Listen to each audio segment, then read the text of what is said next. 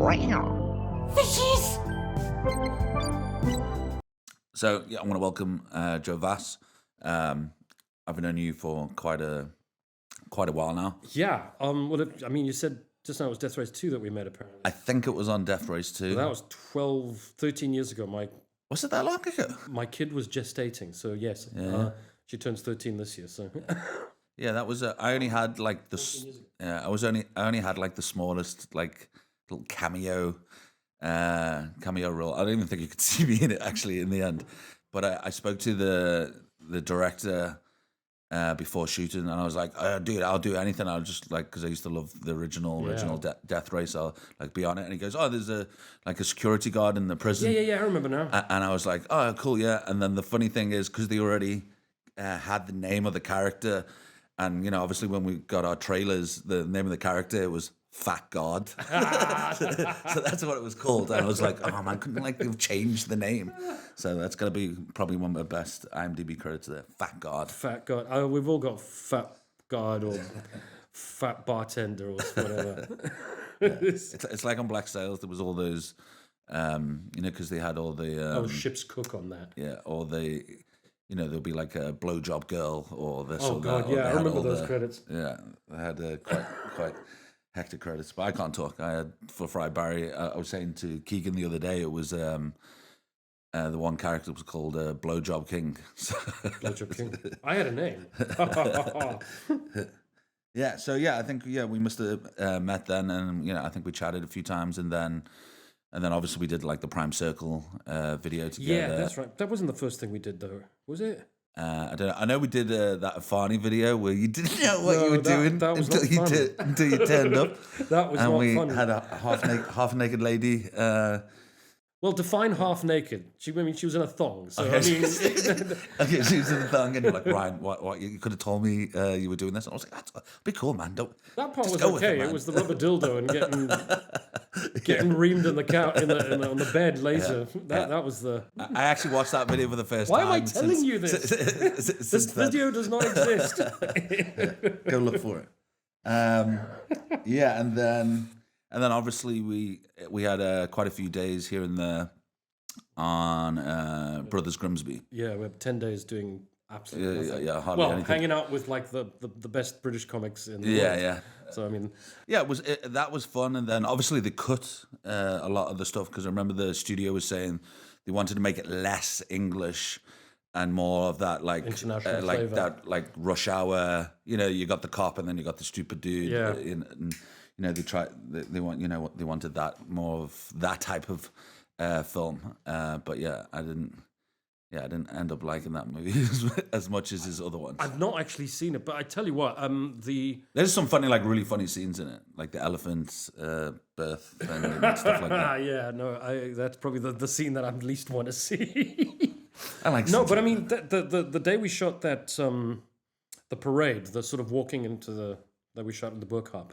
Yeah. That somehow the Daily Mail had pictures of what we'd shot that afternoon, that evening was online. Yeah. I'm not even joking.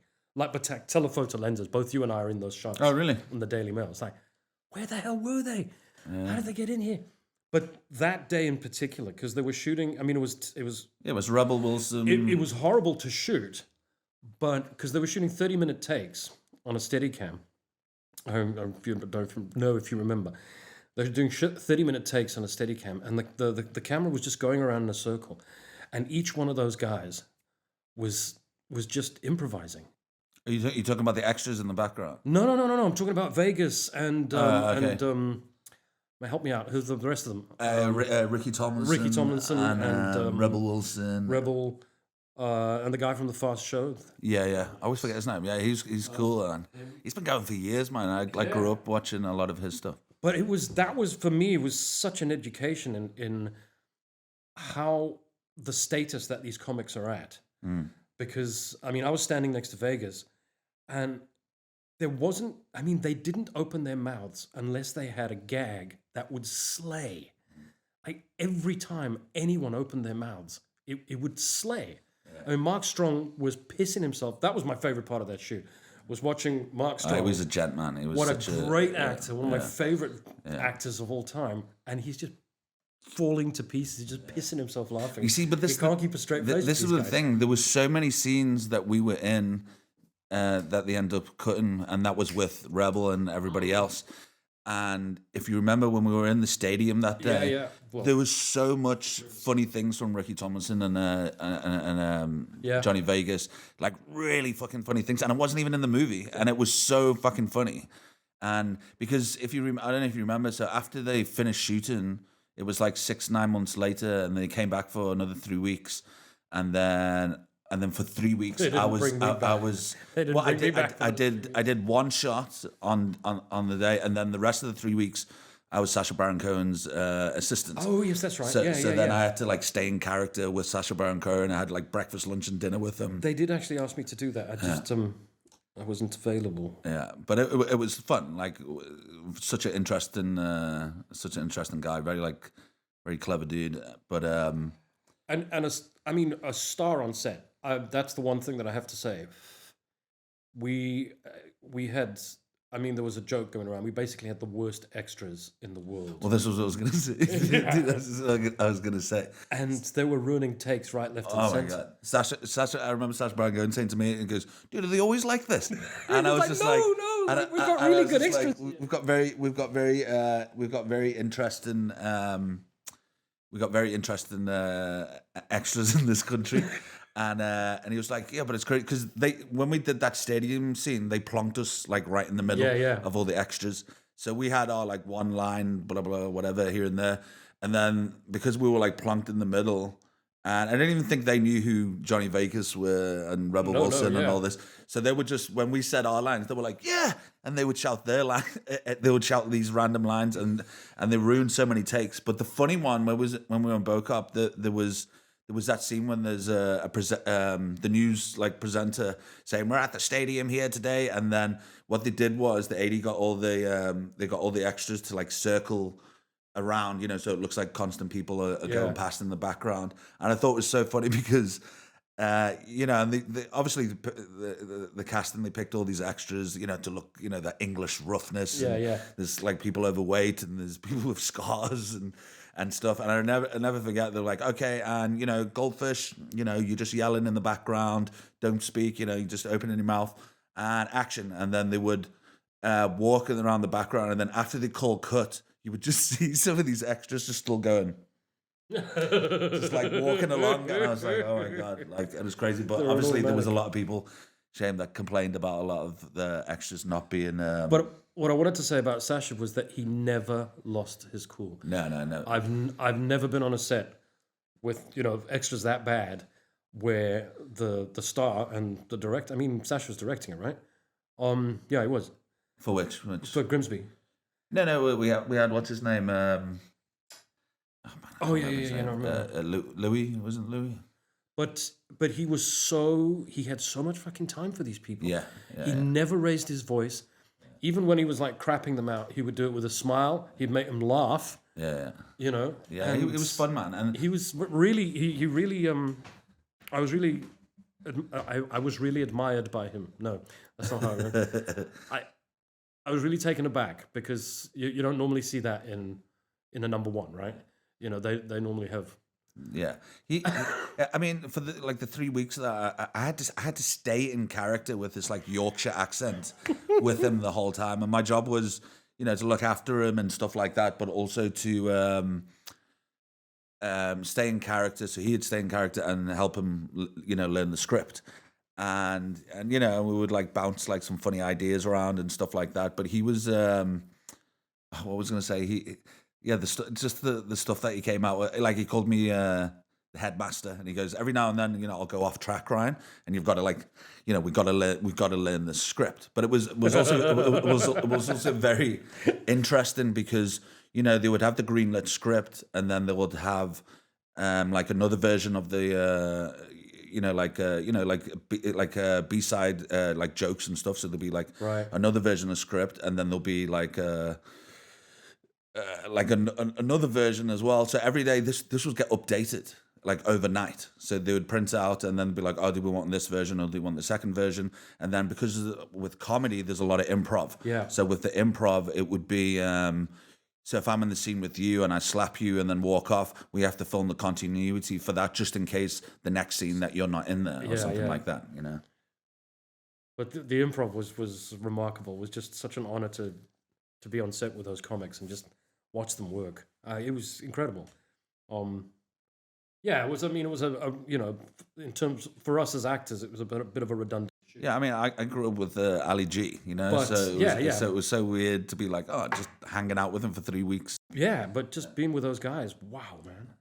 Yeah, there was actually this one. I just remember now. There was this one day with Sacha Baron Cohen where we were at the Mount Nelson, and then we left the Mount Nelson, and he didn't want to wait for his driver. Because he wanted to get to set, and there was a few other drivers there. So it was like, oh, we'll go in this one. So me and Sasha got into the car, and it was one of those like minivan things. And then the next thing was we were driving, and I said to the driver, and I was like, dude, where you going? We're going this way to location. I think we were shooting on Ruland Street or something, and Sasha started panicking straight away as if we've been hijacked. If we've been hijacked. And I'm like, no, it's all right. Like, he is one of our drivers. He's just taken like the long route round when we could have went round. But he was like, who's this guy? Like, where we going? And I'm like, no, it's fine. But he like stressed out. And then because I was laughing at him, he was like, why are you laughing? Why are you laughing at me? Well, I mean, it happened to Benedict Cumberbatch on. I know, yeah. That was To hectic. the Ends of the Earth. So but they didn't know who he was. Wasn't that the story? That they didn't know who he was and they threw him in the fucking trunk of the car. They took him and Theo Landy. They'd gone. I don't know what. I mean, I was on set. Not for that. For when that happened, I arrived on set about a week after that. So I got a very shaken and very quiet Benedict. Yeah, for the rest of the shoot. fucking heavy. Yeah, I know. It's. But him and Theo had gone somewhere like north of Richards Bay to go and do something or whatever, and they were on their way back when they got hijacked. They got shoved in the trunk of the car and like taken to an ATM, and and then thank God they were released. But that's fucking. That is, I can't really imagine he's coming back to South Africa anytime soon. Yeah, he'll be like, nah. I'll pass on that one. I can't blame him. Moving on. So so let's talk about something other than Grimsby. Yeah. So what type of films did you grow up on? Over the years that you really loved, or what made you get into acting, like film wise or actor wise? That's an interesting one. Okay, so there's two questions. What got me into acting? I think I was raised on musicals. So for me, it was the Gene Kellys with Donald O'Connor in particular. I already knew at like 6 or 7. I'm not a leading man. I'm the comedy sidekick. But excuse me. Yeah. So a lot of musicals. I grew up on Cabaret, Singing in the Rain, Fiddler on the Roof. So that's. Yeah, because you did a lot of singing. Obviously, you did a lot of singing. With I mean, when I started in as an actor, I did 8 years of musical theatre. I've never actually done a single dramatic play. Oh, really? Yeah, all my professional stage experiences in musical theatre. So you know what? I've never. I mean, in the past, I used to do some theatre acting, and definitely a screen actor. That's for sure. Like, I take my hat off for any theatre actor trying to fucking remember all those lines for like an hour and a half or whatever or longer. It's crazy. So I have a lot of respect for theatre actors. But for the first time in a long time, I just went to go watch, what was it called? We Will Rock You. Yeah. At the Artscape. And it was like, it was fun, cool. It was actually really fun. And I'm not a fan of like musicals, to be honest. Well, it's Queen. But it was like really fun. And the set design and everything was like really awesome. Because I mean, for me, like musicals, like I love the Rocky Horror Show and absolutely, and like Grease, and then I start to struggle, or like Little Shop Horrors. So you like the contemporary stuff, the sort of rock and roll and I was just surprised how good We Will Rock You was. I was like, oh, this is actually cool. Yeah, my ex was Scaramouche in the previous run. She did she did Singapore and China and everything. She got to meet Brian May and Roger Taylor and Ben Elton as well. Oh, that's cool. Because she was the lead on that for geez, they toured for about a year. Yeah, because my one friend that's in it, and they're going to like, I think their next destination, like they're going to Israel. Yeah, which is awesome. Like so. I was in London when it debuted, and it was actually I was working in a theater, and I was that night. I worked as an usher and as a cloakroom attendant for 3.5 years in London. That was my big London break. But occasionally I would fill in stage door at the Apollo Theatre. And the night We Will Rock You opened, Ben Elton actually knew someone in the play that was on the theatre, and he actually came to the stage door, and I heard him chatting outside, and it's fascinating because it's something you don't realize with theatre in general, because we tend to watch, especially being in South Africa, we're geographically so far away, and because we've grown up with so many classics that have been written hundreds of years ago, or 50 years ago, or whatever, is the process of rewriting. So like this was opening night, and I could hear through just outside my stage door cubicle, Ben Elton kind of going, yeah, it's not really working, and I'm going to have to rewrite certain sections and do this and blah, blah, blah. And just that understanding that even a West End play goes up on stage for the first time, and the writer's still rewriting it. They're still re-rehearsing it and fixing it up as it goes. And then it'll actually do like a full run, go away for like 3 months, and then come back with a rewritten thing. Maybe they'll drop a song, maybe they'll add a song or whatever. Yeah. It's a fascinating process that I had no idea happened. But it makes sense, right? Yeah, but I just didn't think. I mean, but this is why, like, just going back to film for a second, is it always amazes me. I mean, like, okay, for me as a director, I've got what's on the page, but I'm open to change things up and get ideas and scrap that, and I love doing that. But even looking at these like other movies that I've been on, and they keep refreshing the script, and I'm just like, okay, you got a greenlit script, and that's why I got greenlit, and it's good. Yeah. And then aren't you afraid of like losing all this hard work that you've done? Because sometimes they just start scrapping this scene and that scene, and it's crazy to think that as they end up shooting it anyway afterwards, because what happens. you don't know this because you're the writer director and you work in a very particular way. You're also the editor. Yeah. So you're first of all, you've spent months writing the script, casting it, rehearsing it, getting it on set, and then when you do have it on set, you're editing in your head. So if we cut that line, I can pick it up later over here. Yeah. But 9 times out of 10, what happens in like normal movies is one of the lead actors decides they don't like this line, they want to change it, and the director goes, I don't want that thing, and then 3 weeks later, the editor comes back and goes, we're missing a shot. And then they have to pick it up. Yeah, that's crazy because they haven't got the whole script in their head. Yeah. But just talking about memorizing scripts, I did do one play about 8 years ago. Excuse me. I convinced a friend of mine who was having an existential creative crisis to submit a play to Grahamstown, a one-man play. And he was like, yeah, okay, I'm going to do this. And I was the friend that's on the phone going, you can do this. Yeah, you can do this. Go on, you can do this. So 4 or 5 months later, he phones me up and he goes, good news, I finished the play, I submitted it, I've booked Grahamstown. I said, brilliant, fantastic. I said, one hiccup. I said, what? It's a 2-man play. and I'm like going, yes. It's like, do you want to do it with me? It's like, and at this stage, you can't say no. Yeah. I've been so supportive. You've been supportive all the way. So we did it. We got Rob van Vuuren to direct us. Okay, cool. But that was, that one-act play. It was 52 pages. And when I got the first draft of the script, I was like, 52 pages? It's been 20 years since I had to memorize 52 pages. It's hectic, man. We do like this much, maybe 1/8 of a page in a day. If it's a big scene, maybe 2 pages.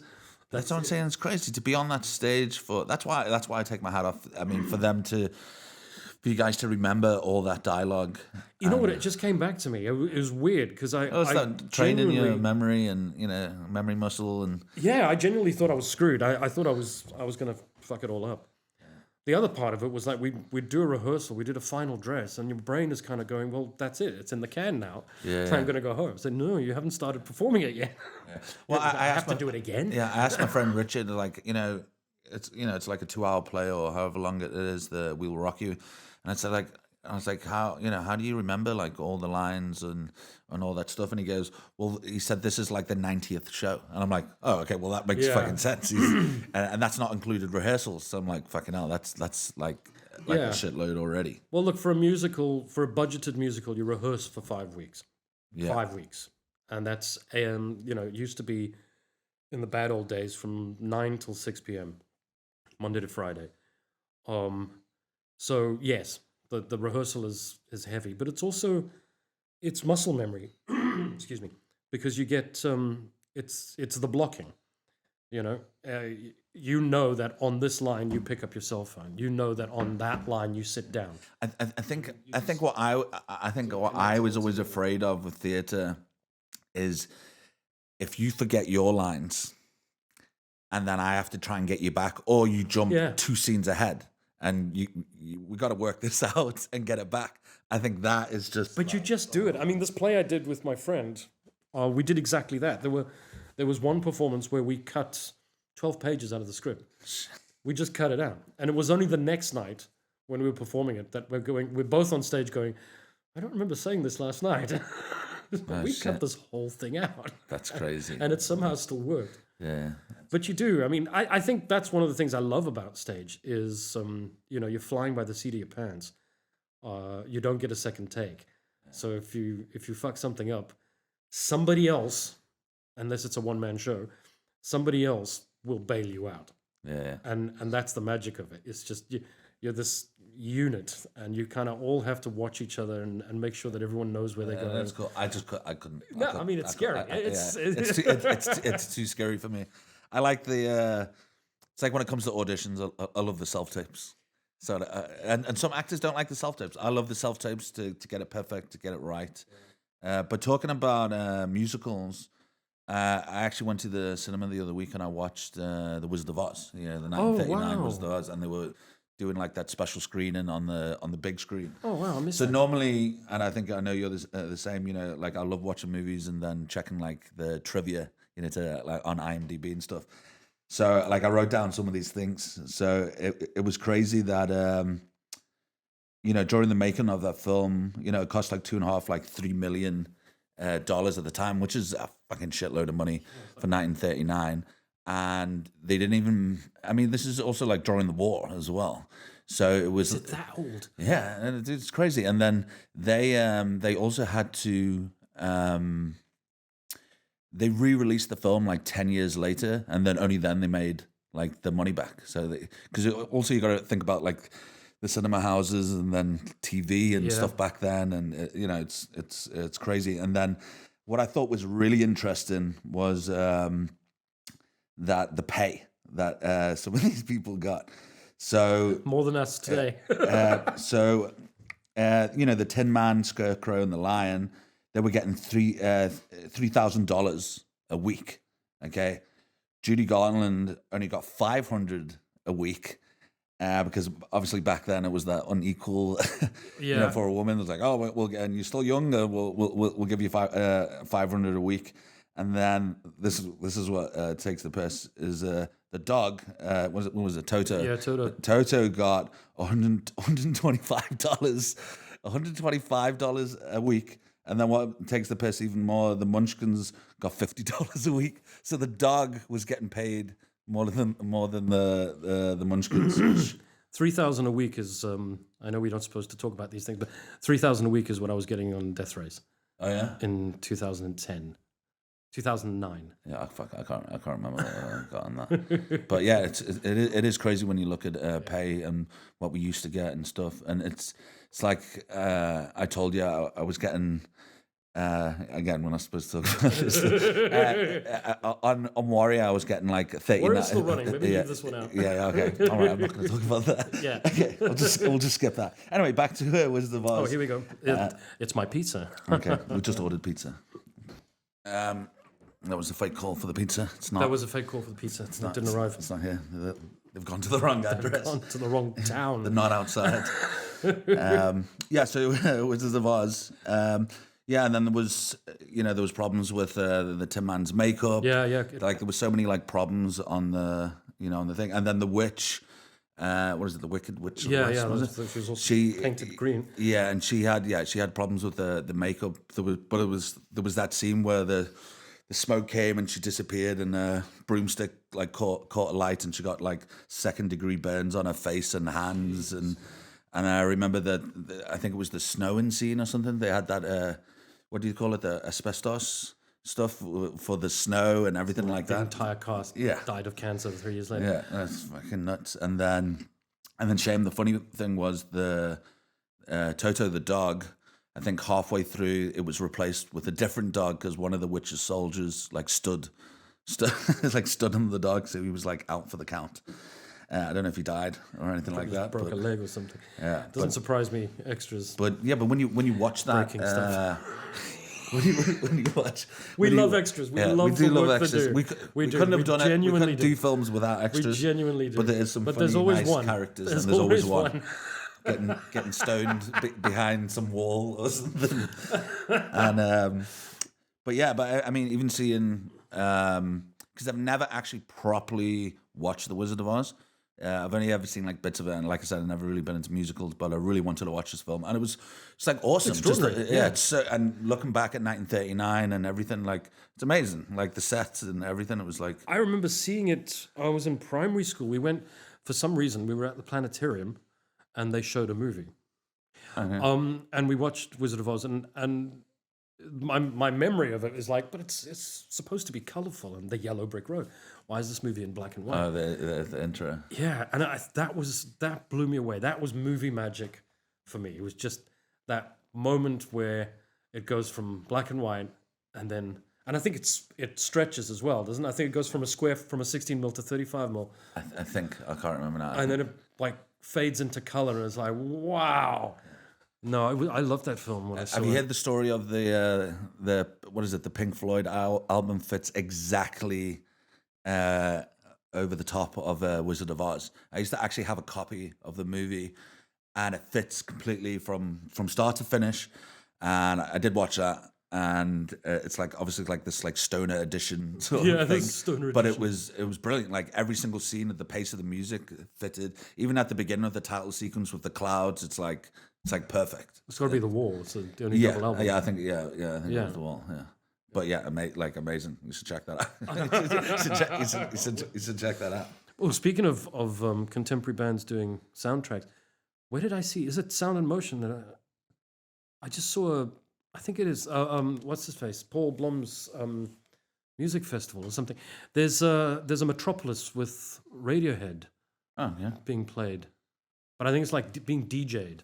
Okay. Oh. Did you ever see the Metropolis with Queen? With the Queen that I think Giorgio Moroder released. Oh no. Wow. Is it online? I'm check it out. No, I don't know where it is, to be honest. I saw it, again, it's one of those things I saw in a house like this where, people had a vast collection of DVDs and probably VHSs at the time. Yeah. And I came across that version. It was just extraordinary with Queen music as the soundtrack for Metropolis. Yeah, Queen's great, man. I think everybody's been through like a Queen I stage or mean, so. But I think when I was a kid, I just killed it completely, and I couldn't listen to it for a long time. But when I was at like Sidge's, I think I told you at the Sidge's Film Festival in Spain, I watched Flash Gordon, the 70s movie. I was like so good to watch it on the big screen. But talking about music, I also went to go watch Counting Crows a few weeks back, and I can't say like I listen to Counting Crows anymore, but like back in the, was it like the 90s. late 90s, early 2000s, a few love songs there, and it was, they were really cool music. But I went to watch them recently. So what can you remember the lead singer looking like from Counting Crows? I don't remember it all. I think he's got big curly hair. Okay, so what I remember, and I've said this to a few people and asked them, they came up with the same thing as me. So I remember the lead singer being this like black dude or like colored dude with like dreads and stuff like that. So that's what I remember. It was just like Round here, that's them, right? And he was just this cool looking dude. And I just remember some of the pictures like back in the day, because maybe I had like one or two of their albums or maybe one album, I don't know. So when I went to go watch them, I was sitting there and I was waiting for like the support band to come on, and then this guy in his like, I don't know how old he is, like 50s, 60s. No, that was opposite that. So it was just this like this chubby sort of dude, but it was like a white dude. Yeah. So I was going, who the fuck is this? Who the fuck is this guy? I was like, didn't he used to be black, or wasn't he a colored dude? It definitely wasn't a white dude. And I thought, I'm sure, like if you're a fan or a semi sort of fan, I'm sure people go, well, why is he white? because there was no way I remember it. And then I looked on the internet and I saw all these pictures back in the day. And you remember those pictures. And he looked how I described him. But now he's just this white dude who's sometimes not on this show, but I heard the day before he wears like a fake dread wig every now and then. So I just thought it was so random that I was sitting there and I was going, I'm pretty sure everybody's thinking, why is this dude white? Because I'm sure he wasn't white, but he is. He's just a white dude. So I don't know if he like went on holiday, like back in the day, or they were. That was the time when he went on holiday and got a really nice tan, and because of the dreads, I just thought, oh yeah, he was just this like cool looking dude. But yeah, it was completely not what I expected. Not what you expected. Yeah. Anyway, go back to like film. Movies, films. Let's talk about films. This is a film podcast. This is a film podcast. Well, it's a mixture of everything. So, I mean, obviously you've done like Black Sails and The Watch and Resident Evil and Chronicle and Dread. I'm not actually in Chronicle. Oh, really? I was cut out of it, but it did wonders for my IMDb ranking. Yeah. That was a cool movie. Because I enjoyed the film. Yeah. But me and I think it was Matthew Roberts.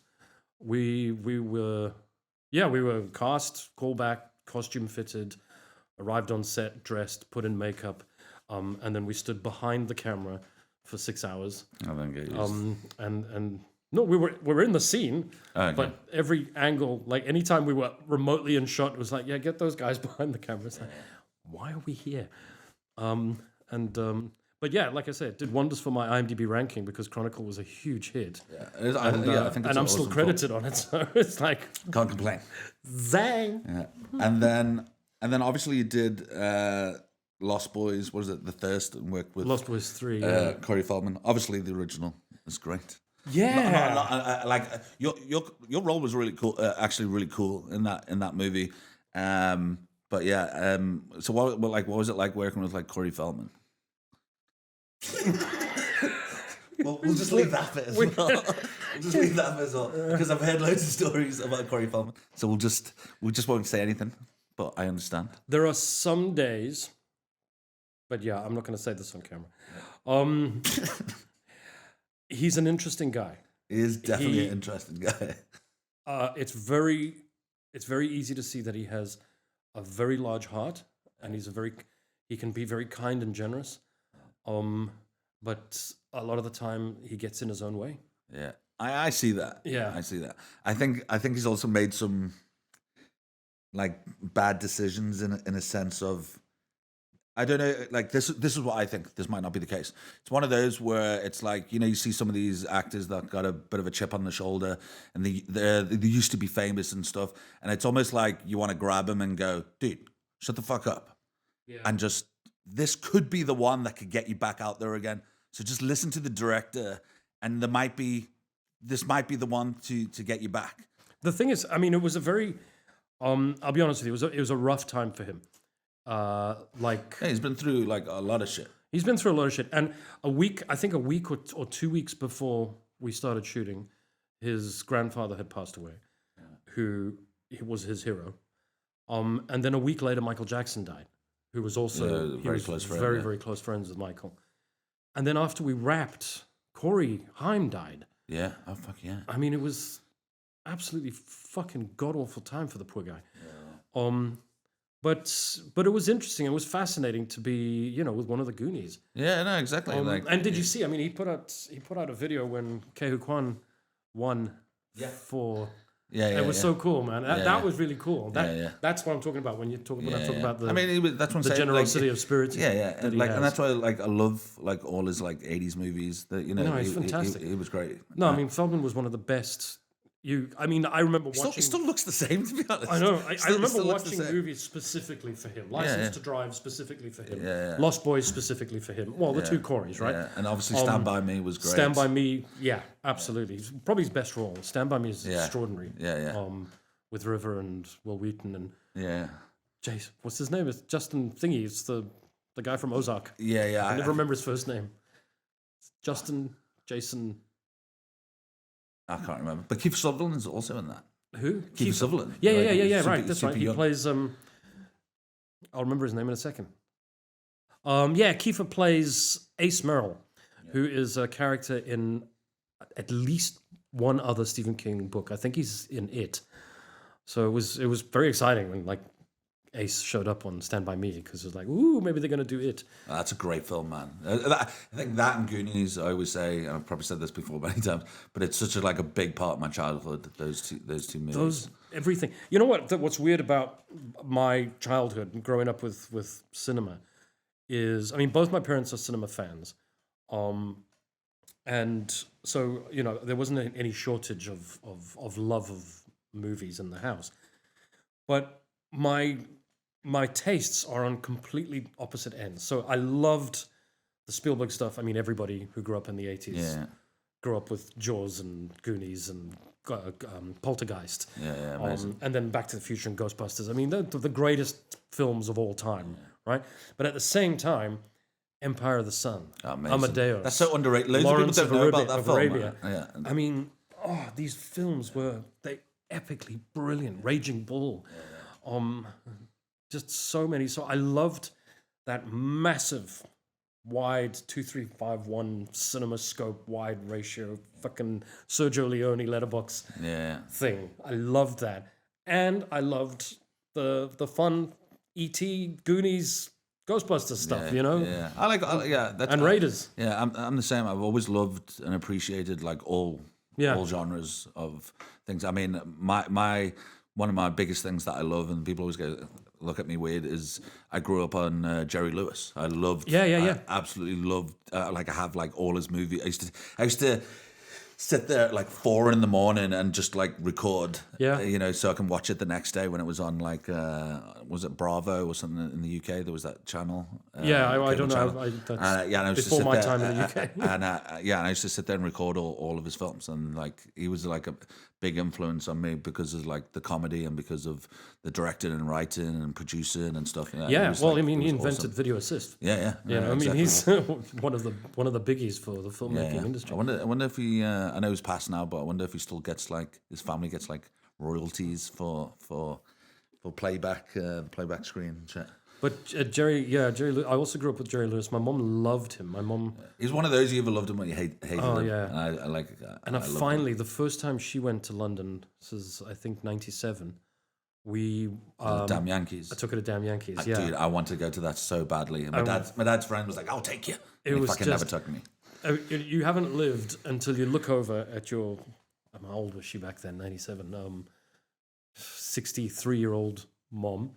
And she looked like a 10-year-old when Jerry Lewis came on stage. She was it was amazing, man. Stars in her eyes. It was just such a great experience. And then going back to with your acting, what's the favorite piece of work that you've done? It's interesting because it's such a short thing. So I have two favorites. I absolutely loved doing The Watch. The Watch. I've been a Terry Pratchett fan since I was 17 years old. So to be in a Terry Pratchett series was extraordinary. And I did Good Omens as well with Neil Gaiman. Yeah. So very, very fortunate in that sense. So that was an extraordinary experience. To walk the streets of Discworld and to be an actual named character from one of the books. That's awesome.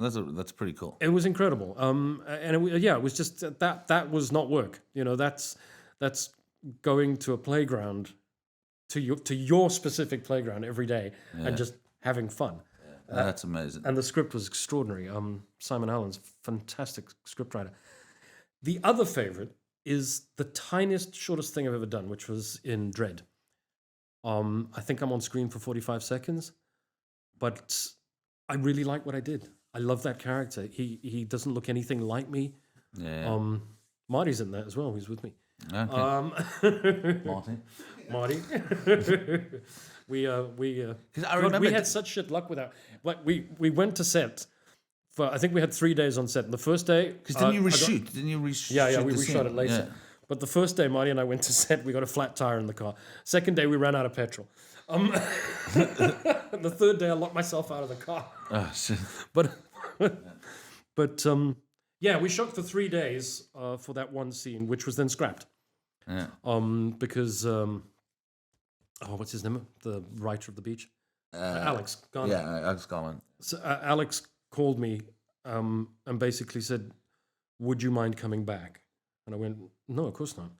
So because the thing is, you were one of the first bad guys we shot, and they've progressively got worse and meaner looking. Yeah. And what we have a view on film is a little, fuzzy and furry and kind of friendly. Yeah. So we want to redo it.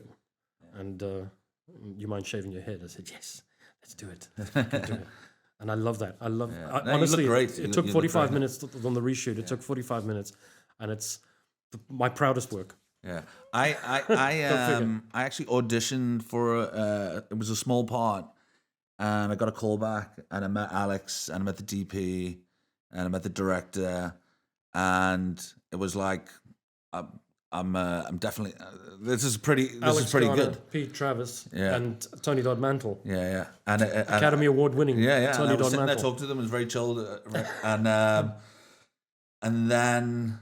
Yeah, and then I was waiting to hear from them, and then there was some other story that happened, but I didn't end up getting it. But it was like super close. But it was but it was good. I need to watch that movie again. Yeah, I enjoyed it. I think it's one of the good films. Yeah.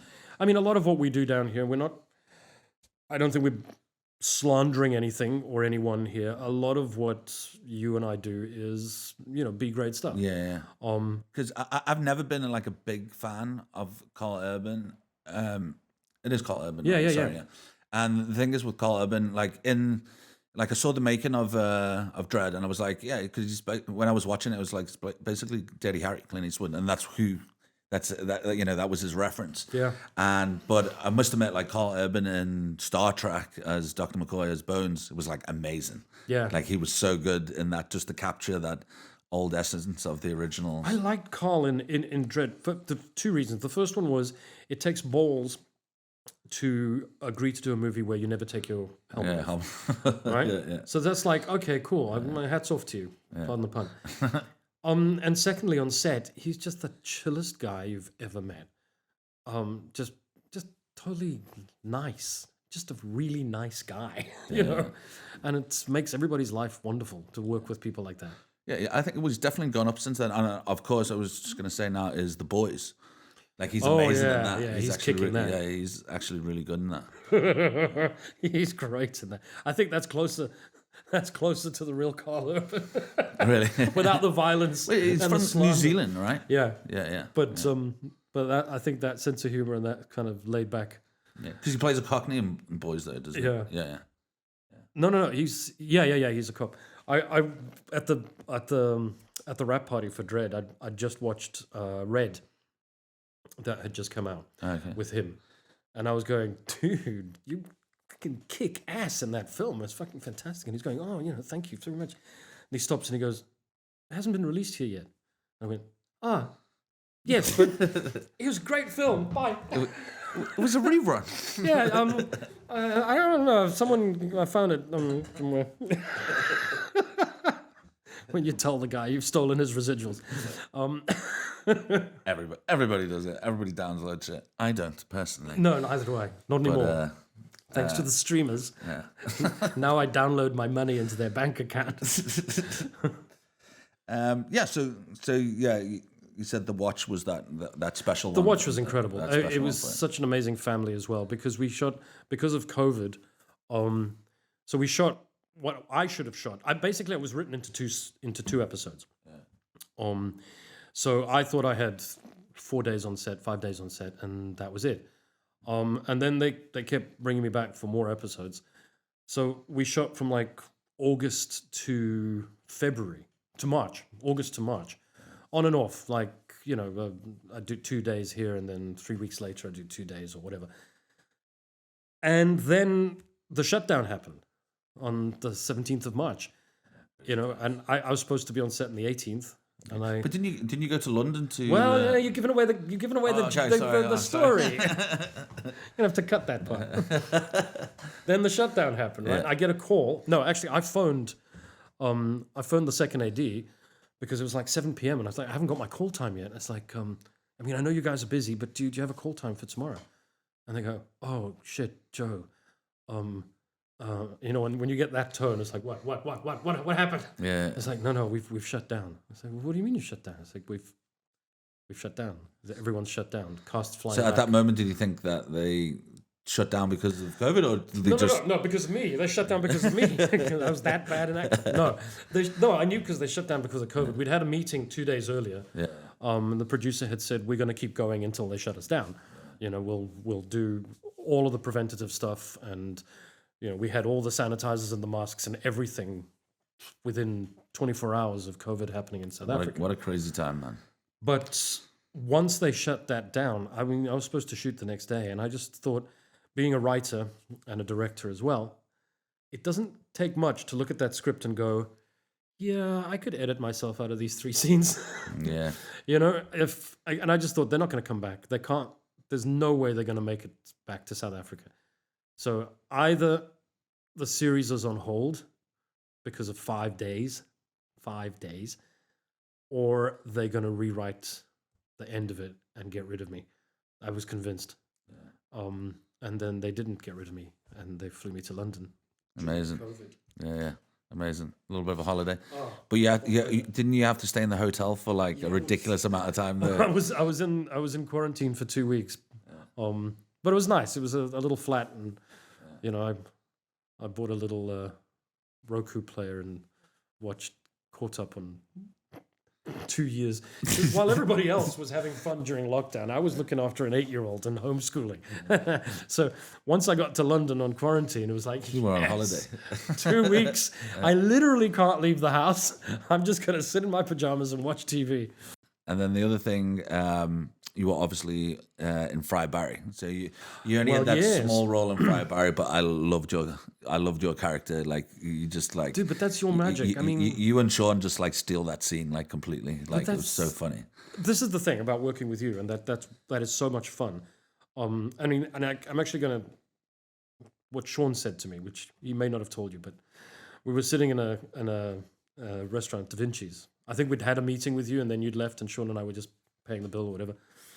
Not my bill. No, of course, no, not your bill. That's how we got cast. You've got to schmooze the director.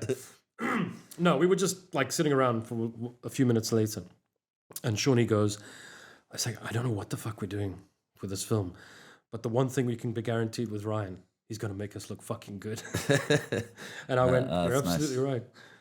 And that's the thing. It's like with you, and I'm sure if you asked Marty, Graham, Sean, Johnny, anyone who's worked with you, they'll say the same thing. With you, it doesn't matter what we know or what we don't know. It's going to be great. Yeah. It's going to be a fun day. Nice. Thank you so much. It's going to be a fun day. You're such a generous director, and you're chilled, man. And we're all going to have fun, and we're just going to play. Yeah. And that's what it should be. But that is what it should be, right? And and again with Fry Barry, there was so many great actors on that movie. We had Graham Clark. There was just it was Johnny Pienaar. The unaffordables, as I call them. The Prime Circle video is the same thing. You've got, It was like the top film actors in the country. Grant Swanby in there, Brandon. It's pushing, man. It's all about the pushing and creating you've got cool stuff. You've got all the top film actors, and we're just like showing up for a day to to hang out. But it's cool. It's fun. It's always fun. It's always fun. And I must admit, with Fry Barry, with that scene, it was definitely one of my favorite scenes. It was going through the corridor with all Cooks. the toilet rolls getting thrown and the sparks flying everywhere. But it cooks the way that the way the music is done through that when the siren goes off. I mean, I don't need to tell you this. You've edited it. But so like as we break out and that word goes, and then as soon as Sean gets the gun, as that drum comes. Hazer did amazing music for that. That scene cooks, and then it feeds straight into Graham in that fucking psychedelic, crazy devil car, which is just awesome. Yeah, Fry Barry's just it was just a great experience working with you and Sean and that bit. And I think we did. Because it was, remember, it was all one take down the corridor, and then we just did the reverse from behind. But I think we only did it like maybe 3 times. Maybe 4 times, I just remember my arms were getting fucking sore from doing this. I just saw you like ducking because you didn't know when the next toilet roll was going to like get chucked at you. But I'm just so proud of you because you just decided, you've been saying, I want to make a feature, and then you just fucking did it. And, It was a long... I know. It was a long journey. But you did it. Yeah. That's what counts. It was just... I still can't believe it now. I'm still like, every now and then, I've got my poster up on the wall and I'm still looking at it and I'm like, shit, I still can't believe I made that movie. And but now it's like on to the next one where I'm like, shit, okay, I need to do the next one now. And but yeah, you spend your whole life like waiting to do that one first, your first feature film directed. So I'm happy that it was that one. Yeah. Anyway, Joe, thank you so much for coming to talk with us. You must keep well. And I'll see you again. And you must enjoy your pizza that you've been waiting for through this whole interview. It's now cold. It's cold. We're going to get the air fryer on that. The things I do for you.